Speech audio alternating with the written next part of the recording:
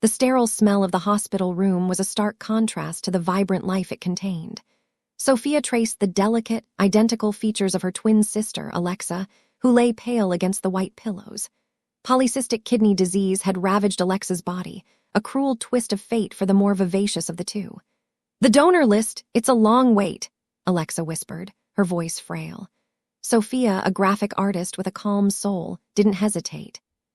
She was tested, a perfect match. "It's just a kidney," she told her terrified husband, Daniel, who held her hand tightly. "I can't lose my sister." The surgery was scheduled. In her mind, Sophia was giving a part of herself so their lifelong symphony could continue. She never imagined her sister was already composing a different, dissonant movement, one where Sophia's role was to be the discarded note. The surgery was a success, medically speaking. Alexa's body accepted the kidney with stunning ease. She bloomed back to life with a ferocious speed that left Sophia in the dust. Sophia's recovery, however, was slow and painful. A deep fatigue clung to her, and the scar on her abdomen ached with a phantom persistence. Daniel became distant, spending more late nights at the office, his phone always face down. "It's the stress, darling," he'd say, avoiding her eyes. Alexa, now glowing with health, visited often, flitting around their apartment. She'd bring Sophia soup and then spend hours closed in the study with Daniel, helping him with a demanding client presentation. Sophia, languishing on the couch, felt a prickle of unease she dismissed as post-operative paranoia. The curtain was about to rise on the betrayal. It was a rainy Tuesday. Sophia needed to send a large design file to a client, and her laptop was updating. Daniel had left his work laptop on the kitchen table. She opened it, intending to use the web client for her email. The machine woke, and a messaging app she didn't recognize auto-launched. There, on the screen, was a conversation with Lex. The preview of the latest message made her blood run cold. "Her martyr act is exhausting. Can't wait until you're finally mine without the guilt." With trembling hands, Sophia clicked. She scrolled. A year's worth of messages unfolded, a detailed map of her own destruction. They mocked her.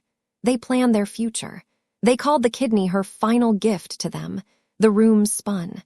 The foundation of her life crumbled into dust. Sophia confronted Daniel that night. The fight was not explosive, but devastatingly quiet. He didn't deny it, he just unraveled. "You were always the strong one, Sophia," he said, his voice hollow. "But after the surgery, you were just broken. Alexa understands ambition. She understands me." The justification was as flimsy as it was cruel. She then called Alexa, who was chillingly calm. "Oh, come on, Sophie. You got to be the hero. Now let someone else have a turn with the prize." The sheer audacity stole the air from Sophia's lungs. They had rewritten their story into a twisted romance, casting her as the inconvenient prologue. The physical pain of her scar was now a searing brand of her own naivety. In the bleak days that followed, as Daniel moved his things out, Sophia functioned on autopilot. While packing a box of his old gym clothes, her fingers brushed against a small, cold plastic bottle tucked inside a rolled-up pair of socks. It was a prescription medication. The label was for Daniel, but the drug name was unfamiliar. A quick internet search revealed its purpose. It was a treatment for a chronic, genetically linked autoimmune disorder, one that carried a subtle social stigma. It was manageable but required lifelong medication. Daniel, the image-obsessed executive, had been hiding this. This was the flaw his perfect new life with Alexa was meant to erase, and it was hereditary. The discovery ignited a cold, clear flame in the wreckage of Sophia's heart. This wasn't just an affair, it was a calculated takeover. Alexa, pathologically envious of Sophia's seemingly perfect life, couldn't stand being in her debt. So she took everything, her husband, her home, her security, to balance the scales. But she had taken a flawed prize. Sophia's revenge would not be loud or messy. It would be surgical. She would give Alexa a new diagnosis, the truth. She would force her to confront the imperfect reality she had tried to steal, binding her forever to the very flaw she sought to escape. Sophia became a master of deception. She played the role of the utterly defeated ex-wife to perfection. She let Daniel and Alexa believe their narrative, that she was too weak, too broken to fight. This inflated their confidence, making them careless. Meanwhile, she was a student of their destruction. She researched the genetic disorder extensively. She learned its symptoms, its triggers, its diagnostic criteria. Her plan, Operation Mirror, was simple. She would hold up a glass to Alexa and make her see the reflection of the chronic, flawed life she had chosen, a life forever tied to a secret sickness. Phase 1 was psychological warfare. Sophia used a secure, anonymous email account to send carefully selected screenshots of the affair's most damning messages to their parents and closest friends. She didn't frame it as he cheated. She framed it as, look at the pathetic, jealous woman Alexa is, so empty she had to steal her sister's life. The fallout was immediate and brutal. Their mother was horrified. Friends chose sides. Alexa's perfect, victorious facade developed its first, very public crack. The humiliation was a sweet, sharp taste of justice. Now for the masterstroke.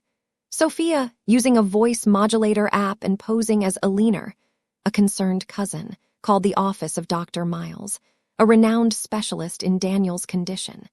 She spun a tragic, elaborate tale of a family history of the disease, expressing deep concern that her cousin Alexa was showing early warning signs but was in dangerous denial. She's just been through a massive health crisis and a stressful relationship change, Alina pleaded. I'm so worried the stress will trigger a full onset. Could she possibly be seen for a discreet, preventative screening?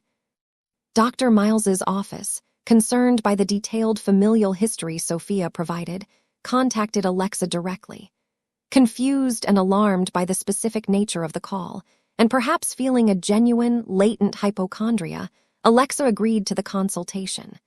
Sophia monitored their shared family calendar, seeing the appointment appear. Her heart hammered not with anxiety, but with anticipation. The trap was set. The bait was Alexa's own vanity and fear.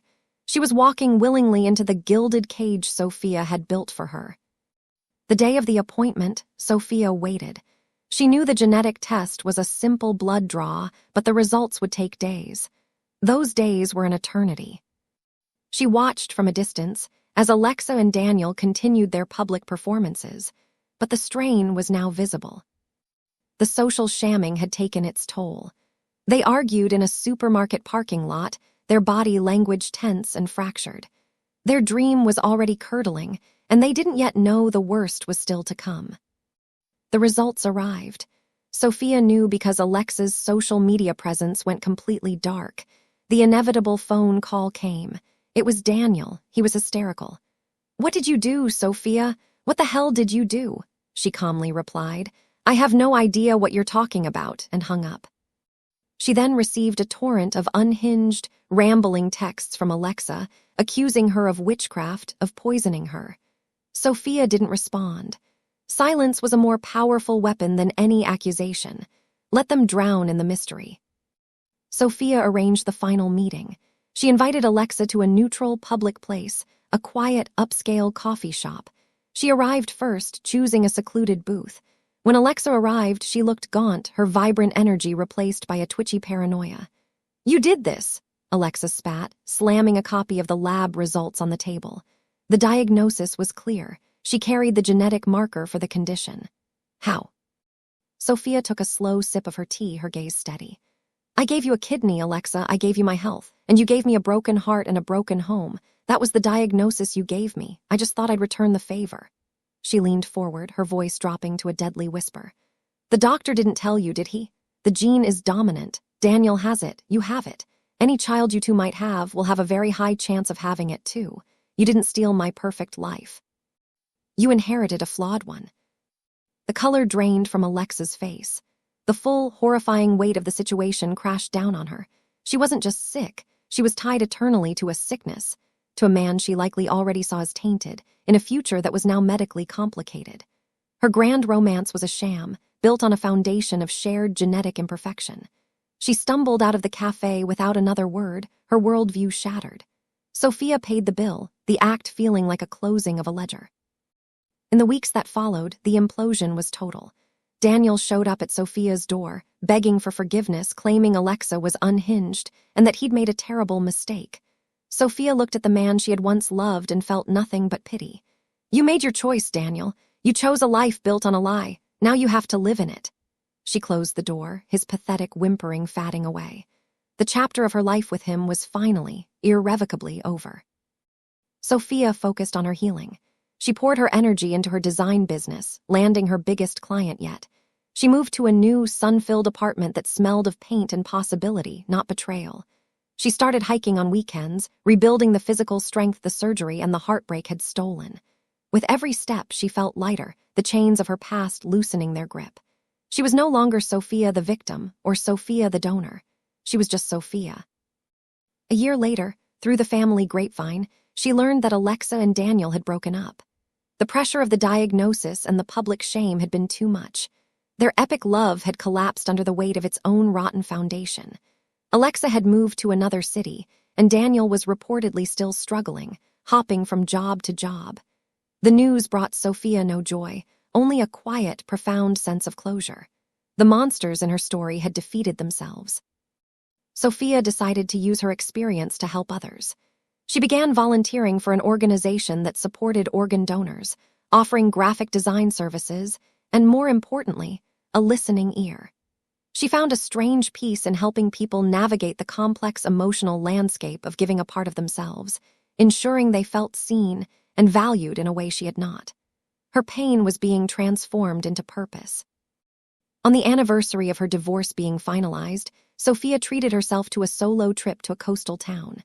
Walking along the beach at sunset, she felt a pang of sadness for all that was lost: the sisterhood, the marriage, her own innocence. But the feeling was clean, not sharp. It was a scar, not a wound. She realized her revenge had not been about hurting Alexa, but about reclaiming her own narrative. She had rewritten her story from a victim to a survivor. Back in her studio, working on a new project, she received a letter. It was from Alexa. The handwriting was shaky. It was not an apology, but an acknowledgement. "I understand now," it read. "You didn't curse me. You just showed me the room I had locked myself inside. It is a hell of my own making. I hope you are happy." Sophia read it once, then carefully folded it and placed it in a box of other artifacts from her past life. She felt no need to reply. Some conversations are truly over. Sophia's business flourished, her work now imbued with a depth and resilience it never had before. She started dating again, tentatively. She met a man named Leo, a carpenter who was grounded and kind. He knew her story and admired her strength, never pitying her. With him, she learned to trust again, slowly and carefully, building something new that was based on transparency, not illusion. One day, while moving a heavy box of art supplies in her new studio, she felt a familiar, dull ache in her side where her kidney used to be. She paused, her hand going to the scar. Once a symbol of betrayal, it now felt like a badge of honor. It was a reminder of her capacity for immense love and her even greater capacity for survival. It was a part of her history, but it no longer defined her future. She was having dinner with Leo and some new friends, laughing freely, telling a story that had nothing to do with her past. In that moment, surrounded by genuine warmth, she realized the final stage of her revenge was this: her own unburdened happiness. She had not just defeated her enemies, she had built a life so full and bright that the shadows they cast could no longer reach her. She was free. Sophia stood on her balcony, looking at the city lights. She thought of the long, painful journey from the hospital bed to this moment of absolute peace. Her revenge had been a success not because it destroyed Alexa, but because it liberated her. She had taken the worst pain imaginable and alchemized it into strength, wisdom, and a fierce, protective love for her own life. The twin paradox was solved. They had started as one, become two, and in the end, only one emerged whole. She turned and walked back inside, to a life that was entirely, beautifully her own.